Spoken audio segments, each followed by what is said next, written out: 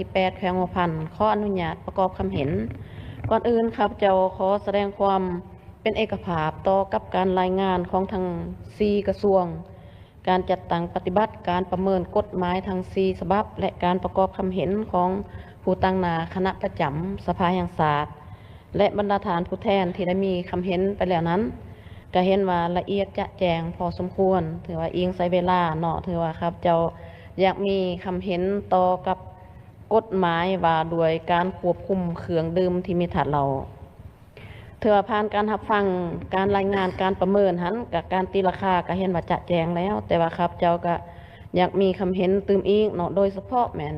ผ่านการจัดตั้งปฏิบัติกฎหมายฉบับดังกล่าวนี้ก็เป็นเวลากระดนสมควร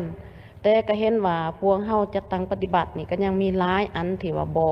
ทันสามารถปฏิบัติใดตามกฎหมายที่ได้กำหนดเป็นต้นอันที่หนึ่งก็แม่นเรื่องการโฆษณากฎหมายเห็นว่าบ่แข็งแห้งบ่กว้างขวางบ่ลึกซึ้งเท่าที่ควรก็คือบางฐานได้มีคำเห็นเนาะแล้วก็การรายงานของทางกระทรวงก็ถือว่าตีราคาก็แม่นมีนั่นน่ะแต่ว่ากงการข้ามนี่แม่นการโฆษณาการดื่มเครื่องดื่มที่มีถาดเหล้านี่ผัดแข็งแห้งกว้างขวางแล้วก็ทันเวลาอีกอันนี้บรรดาฐานก็คิดว่าจะสังเกตเนาะดื่มอยู่บอนใดสถานที่ใดแม่นหูหมดหรือว่าการดื่มเนาะนับมือมีลักษณะดื่มแบบถ่าท่ายบ่หรือว่าหุ่นแห้งนี่นะเนาะเป็นต้นดื่มใส่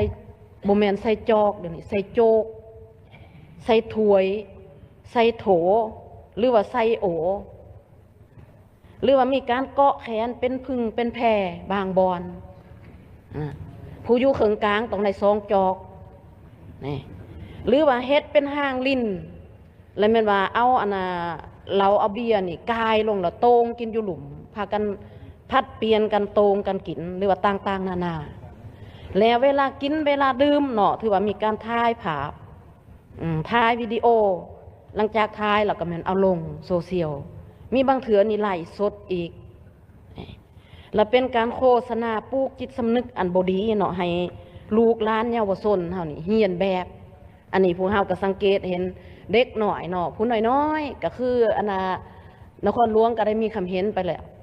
มีบุญมีงานมีหยังน่ะเขาเจ้าก็เฮ็ดคือผู้ใหญ่พากันสื่อเหล้าสื่อเบียร์มาก็แม่นว่าเปิดเพลงพากันเต้นแล้วก็พากันเย็นสูบยาสูบไฟฟ้าไปโผอันนี้ถือว่าอันตรายเนาะครับเจ้าคิดว่าพวกเฮาจะได้พร้อมกันเบิ่งตื่มปัญหาดังกล่าวพร้อมกันนี้การคุ้มครองหรือปัญหาปลายโฆษณาจะแม่นปลายอย่างต่างๆหรือว่า LED บ่เนาะสถานที่ต่างๆนี่ก็มีการโฆษณาเครื่องดื่มที่มีถาดเหล้านี่ถือบ่น้อยแล้วก็บ่ถึกโมงบ่ถึกเวลาเพราะว่ากฎหมายก็กำหนดการโฆษณานี่ต้องแม่นเวลา23:00 นกลางคืนขึ้นเมื่อแต่ว่าอันนี้แล้วแม่นว่าทุกเวลาเนาะเวลาเด็กหน่อยไปเฮียนบ่เนาะจอดเศร้าทาขามทางก็เห็นเราได้โฆษณาเครื่องดื่มที่มีถาดเหล้าบางบอนเนี่ยอันนี้เนาะมันนี่การอุปถัมภ์ก็เป็นการส่งเสริมในการกินการดื่มนี่อุปถัมภ์แล้วเนาะคันเป็นอุปถัมภ์เป็นเงินนี่นะก็เลือกเป็นวัตถุอื่นๆนี่ฮะนะยังบ่มีบทบาทถอมีบางเถื่อนี่โดยเฉพาะแมนยูเคสเนาะคันบาเบียว่าสันป้าโทประกาศเป่ง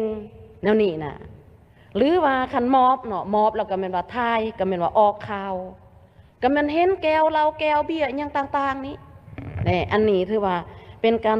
ส่งเสริมอันนึงพร้อมกันนี่เนาะแล้วแม่นว่าเรื่องการสื่อการขายนี่ก็มีในการแถมสื่อ1แถม1สื่อ2แถม1อีกบ่พอพันยังมีการคันสื่อแล้วแม่นแถมผู้สาวมาเสิร์ฟอันนี้ถือว่าก็เป็นการว่ายุยงส่งเสริมกันแท้ๆอันนี้เฮาสิว่าแนวใดเนาะทางที่ว่ากำหนดละเอียดแล้วแต่ว่ากับปฏิบัติบ่ได้อันนี้ครับเจ้าคิดว่าสิได้ประเมินหรือว่าสิได้ปรับปรุงหรือว่าสิได้แก้ไขมันมีปัญหาที่2ก็แม่นว่าเรื่องการบริโภคเนาะบริการหรือว่าบริโภคเครื่องดื่มที่มีถาดเหล้านี่ก็ถือว่าก็บ่ได้ดำเนินอยู่สถานที่ที่ว่าได้กำหนดให้การบริการเฉพาะถือว่าทุกสถานที่ทุกเวลา ถือว่าสื่อง่ายขายสะดวกไผก็สื่อใดไผก็ขายใดหานได้ก็ขาย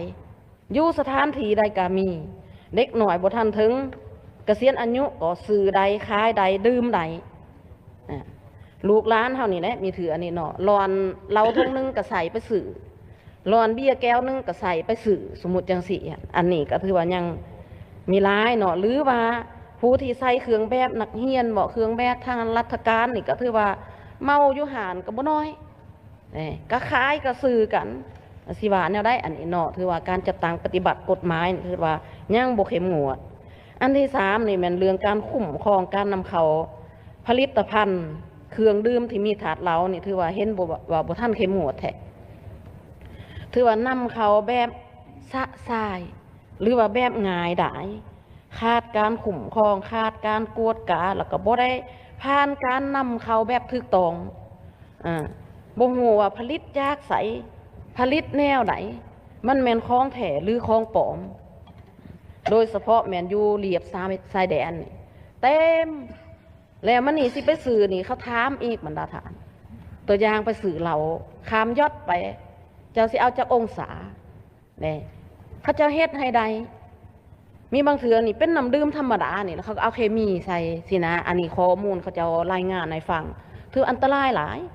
แล้วมันนี่แทนทีว่าพวกเฮานำเขานี่เนาะเฮาคุ้มครองบ่ได้แล้วแล้วแม่นการนำคุ้มครองการจำหน่ายนี่ถือว่าพวกเฮาก็ยังเฮ็ดบ่ได้ตัวนี้หั่นแล้วจังซั่นหั่นถือว่ายังขายเต็มเนาะสะสายก็คือว่าแหละหานขายขนมก็มีหานเหล้าผอมแล้วมันนี่จากเรายังผลิตอยู่ไซเฮาก็บ่ได้คุ้มครองอันนี้มันจังเกิดมีปัญหาเนาะผลกระทบที่เกิดขึ้นคือพวกเฮาเห็นนี่อันนี้หั่น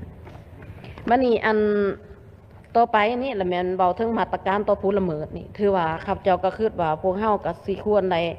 เบิ่งคืนเนาะเพราะว่าตอนสร้างกฎหมายฉบับนี้ก็เว้าแล้วแต่ว่าก็มีหลายเหตุผลเนาะเพราะว่ามันก็อิงใส่ประเพณีแด้อิงใส่สภาพความเป็นจริงของประเทศเฮาแด้ก็เลยว่ากำหนดแบบรวมๆมาตรการนี่ครับเจ้าคิดว่าอยากให้เฮ็ดเป็นละเอียดตัวอย่างว่าขายให้เด็กหน่อยควรปรับไหมแนวไหลขายให้ผู้เมาเหล่านั้นเนาะจนกินบ่ได้ดื่มบ่ได้ลากอยู่อาหารหั่นหรอกก็ยังขายให้สมมุติจังซี่น่ะสิปรับไหมแนวไหนเกิดอุบัติเหตุเราเด้ให้เจ้าของหาดนี่บ่ต้องมีความรับผิดชอบสมมุติจังซี่เนาะครับเจ้าคิดว่าอยากให้มีมาตรการให้ละเอียดแต่ละรายการ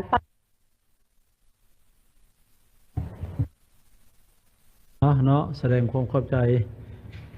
ต่อไปขอเชิญท่านสุวรรณีไสสนะเขต11แขวงมะลิคำไซมีความเห็น